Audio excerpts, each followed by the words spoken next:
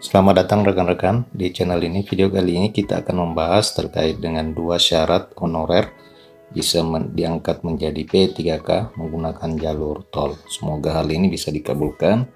Informasi selengkapnya ayo ditonton secara lengkap agar rekan-rekan sekalian bisa menerima informasi ini dengan utuh dan menyeluruh.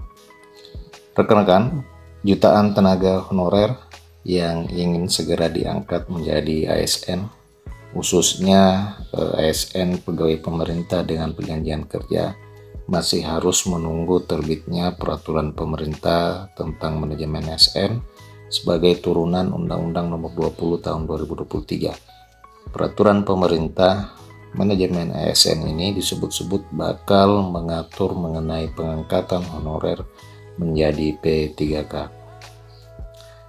Awalnya Kementerian Pendayagunaan Aparatur Negara Kemenpan RB menargetkan akhir bulan ini peraturan pemerintah manajemen ASN itu sudah kelar pembahasannya.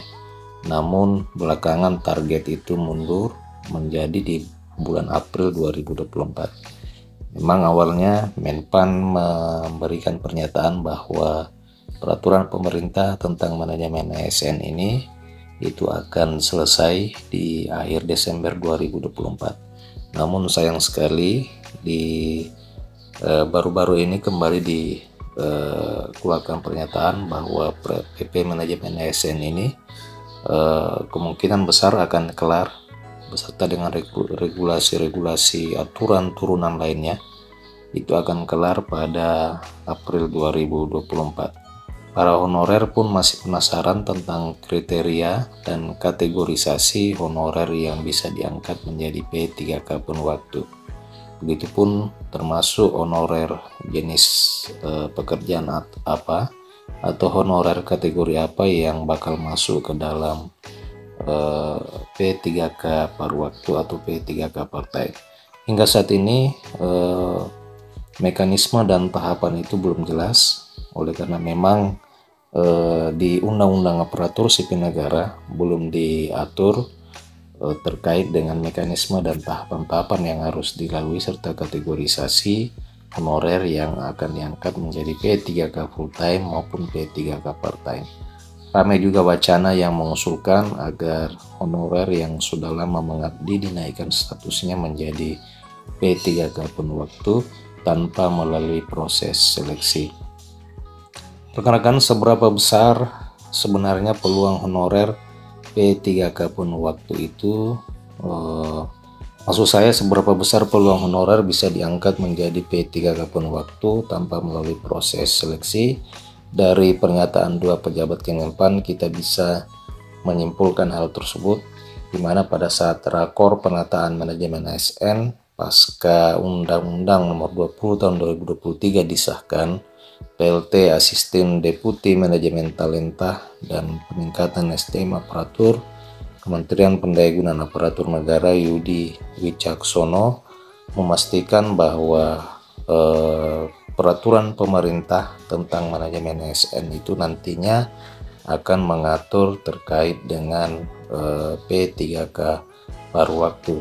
Jadi rekan-rekan sekalian yang ingin mengetahui secara rinci terkait dengan mekanisme pengangkatan serta nominasi kategori honorer yang diangkat menjadi P3K paruh waktu itu nanti akan dijelaskan di peraturan pemerintah tentang manajemen ASN. Hanya saja beliau ini belum menjelaskan secara gamblang mengenai kriteria-kriteria honorer yang akan diangkat menjadi P3K part-time.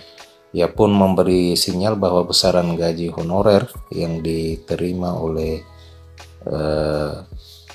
selama ini oleh honorer itu bisa menjadi kriteria pengangkatan. Dia menyebut itu semacam kisi-kisinya. Jadi rekan-rekan sudah bisa menilai apabila rekan-rekan menerima gaji 600.000 misalnya, maka peluang untuk diangkat menjadi P3K part-time itu lebih terbuka apabila dibandingkan dengan rekan-rekan yang memiliki gaji yang setara dengan UMR atau UMP atau setara dengan gaji yang diterima oleh P3K.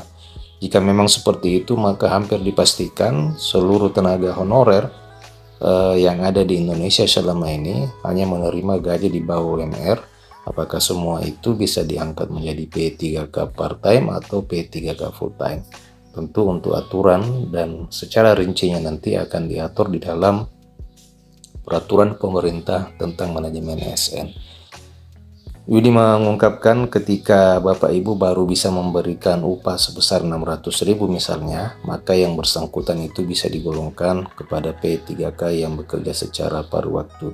Jadi itu sedikit gambaran dari apa yang dikatakan oleh PLT Asisten Deputi Kemenpan ini, bahwa indikator jumlah dan besaran gaji itu menjadi salah satu syarat bagi para tenaga honorer dikategorikan untuk bisa diangkat menjadi P3K part-time atau full-time. Adapun tenaga honorer yang bisa diangkat menjadi P3K penuh waktu ialah yang selama ini gaji bulanannya sudah sesuai dengan range gaji P3K yang akan diatur nantinya. Nah, jadi yang bisa disebut-sebut penuh waktu adalah bagi P3K yang digaji di dalam range penghasilan yang baru nanti. Sementara itu rekan-rekan sekalian, dari rapat Komisi 2 DPR RI juga disampaikan terkait dengan penyelesaian dan penataan tenaga honorer, termasuk peluang untuk tenaga honorer itu bisa diangkat menjadi P3K tanpa melalui proses seleksi.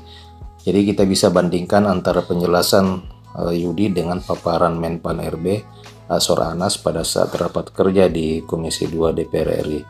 Di awal raker tersebut, Asor Anas sudah memaparkan mengenai alternatif metode pengangkatan honorer menjadi pegawai pemerintah dengan perjanjian kerja.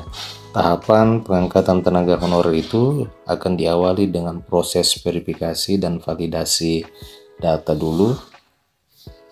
Validasi data oleh Badan Pengawas Keuangan dan Pembangunan serta Badan Kepegawaian Negara. Dikatakan terhadap honorer yang lolos audit, maka berpeluang untuk diangkat menjadi P3K paruh waktu atau P3K part-time.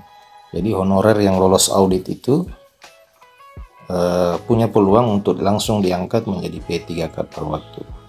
Menpan menyebutkan bahwa dalam hal pegawai non-ASN dimaksud lulus verifikasi dan validasi, maka status pegawai non-ASN dimaksud akan dialihkan menjadi P3K yang akan bekerja secara paruh waktu. Alternatif lain yakni melakukan penetapan dan penyesuaian status honorer menjadi P3K sesuai dengan kemampuan lembaga sebagai salah satu metode yang dapat dipergunakan. Kemudian Asor Anas juga mengisyaratkan bahwa honorer yang akan diangkat menjadi P3K penuh waktu tentu tetap melalui tahapan seleksi dengan mendapatkan sejumlah afirmasi. Honorer Anas mengatakan bahwa akan tetapi bagi non-ASN yang bekerja penuh waktu dapat dilakukan seleksi dan diberikan afirmasi dan diprioritaskan sesuai dengan usulan lembaga pada formasi yang dibutuhkan. Nah, di tengah masa menunggu kepastian mengenai mekanisme pengangkatan honorer jadi P3K yang bakal dituangkan di Peraturan Pemerintah Manajemen ASN, Wakil Ketua Komisi 2 DPR RI Juni Margisan juga mengungkapkan bahwa sejatinya sudah ada kesepakatan antara pemerintah dengan DPRD terkait dengan mekanisme pengangkatan tenaga honorer menjadi ASN P3K. Kesepakatan tersebut honorer yang bekerja minimal 5 tahun berturut-turut tanpa putus itu wajib diangkat P3K. Itu syarat yang pertama. Kemudian syarat yang kedua, honorer yang dimaksud sudah lolos audit yang dilakukan oleh BPKP dan BKN. Sebelumnya telah kita sepakati menurut Unimer bahwa tenaga honorer yang sudah bekerja 5 tahun berturut-turut tanpa putus wajib diangkat menjadi P3K tanpa syarat. Hanya memang harus melalui proses verifikasi ketat yang menunjukkan bahwa benar ia bekerja sebagai tenaga honorer di suatu instansi selama kurun waktu 5 tahun tanpa putus. Nah, rekan-rekan, demikian informasi kali ini. Bagaimana tanggapan rekan-rekan? Silahkan tuliskan di kolom komentar video ini. Terima kasih telah menyaksikan. Sampai jumpa di video berikutnya.